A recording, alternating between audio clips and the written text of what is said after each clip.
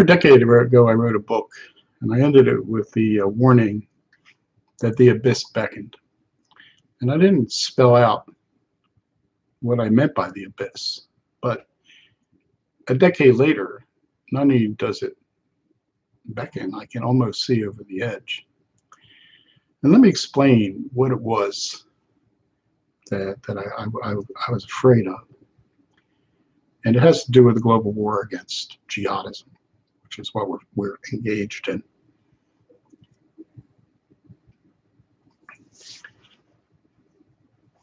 People don't understand. People seem to think that we can let this thing drag on. I hear people talk about multi-generational warfare. I mean, it's already been 19 years. But people think that you can let this drag on and, it's just like a condition we'll live with. You get used to taking your shoes off at airports and stuff like that. But that's not the way wars work. The longer wars go, the more vicious they get. The fewer the rules will be adhered to. Nasty things happen. The example I like to use just to sort of make my point.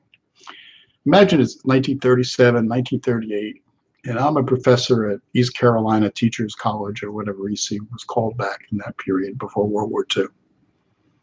And I'm giving a talk somewhere in Greenville, the Rotary Club. Who knows? It doesn't really matter. And I said to the audience, now again, this is 1937, 1938. I said to the audience, in 10 years, within 10 years, the United States Armed Forces will be engaged from Central Europe on the Elbe River to India, Burma, China, and everywhere in between. Within 10 years, we'll be carpet bombing cities. We'll firebomb Japanese cities. We'll firebomb Dresden. We'll firebomb Tokyo, the capital of Japan, and kill over 100,000 people. And we'll develop some new super weapon and drop 2 of them on the Japanese and kill, another 100,000 plus. We'll round up people in this country of Japanese ancestry, whether they're citizens or not, and put them in detention camps. Even though we've preached against unrestricted submarine warfare and tried to get it outlawed and attempted to get it handled on par with chemical weapons, the use of chemical weapons, we'll embark on an unrestricted submarine warfare policy of our own.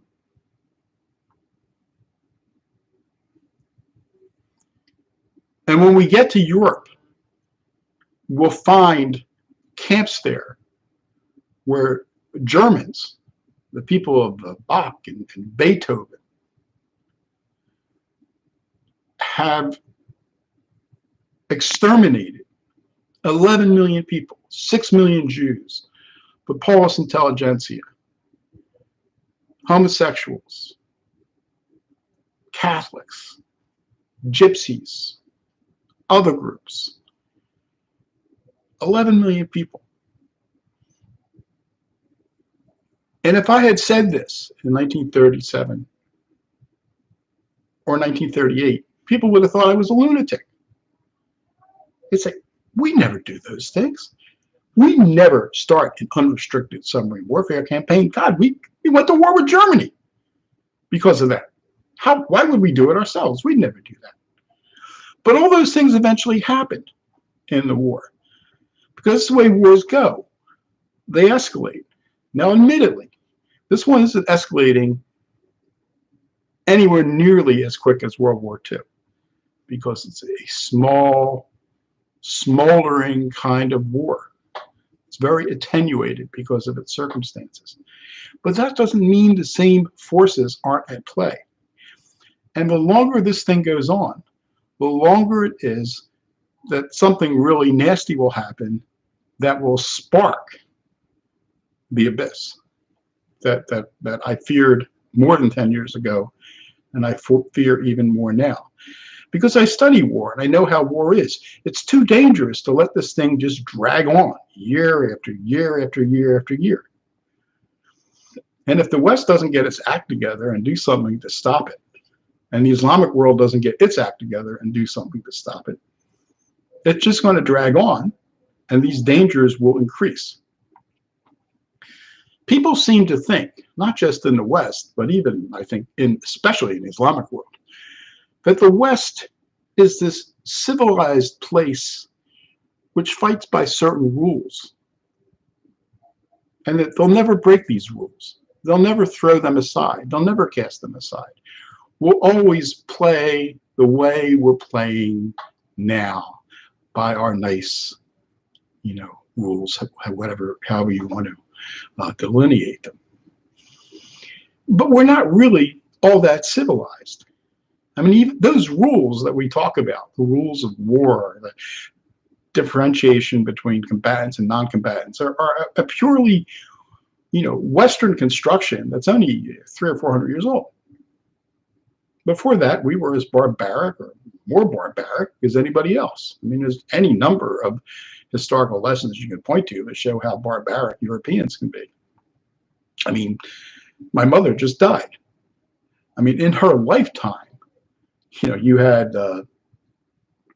Auschwitz, you had the Gulag, you had the Ukrainian famine, you had the things that went on with Mao in China.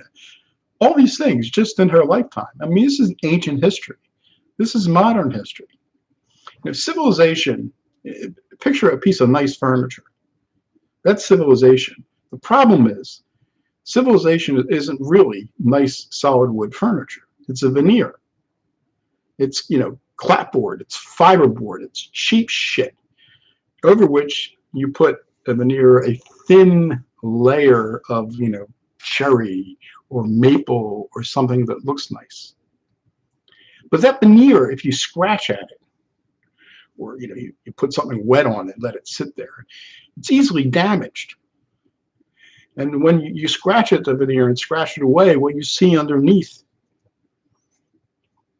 is the fiberboard, the cheap shit. And that's what war does. War scratches away at the veneer. So you start at the beginning of the war, a country looks very civilized, looks like a nice piece of furniture. But as the war goes on and you start scratching away at it and it starts getting damaged, what pops out is what's underneath. And that's the barbarism. And that's what we saw as recently, as World War II, or as recently in, the travails of the people dealing with the Islamic State in Syria and Iraq, or what went on in Yugoslavia after the collapse of the Soviet Union between the Serbs and the other groups down there. So we've seen examples of this.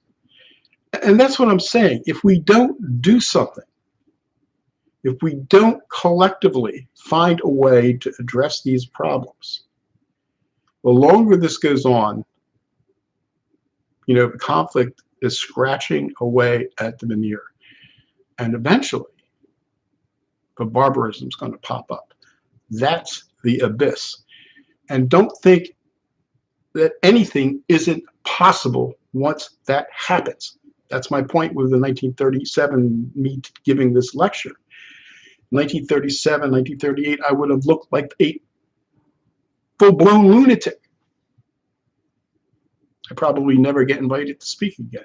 And yet everything I would have said would have proven to be correct within a decade. And nobody would have seen that coming. Very few people would have seen that coming. And that's what I'm saying today.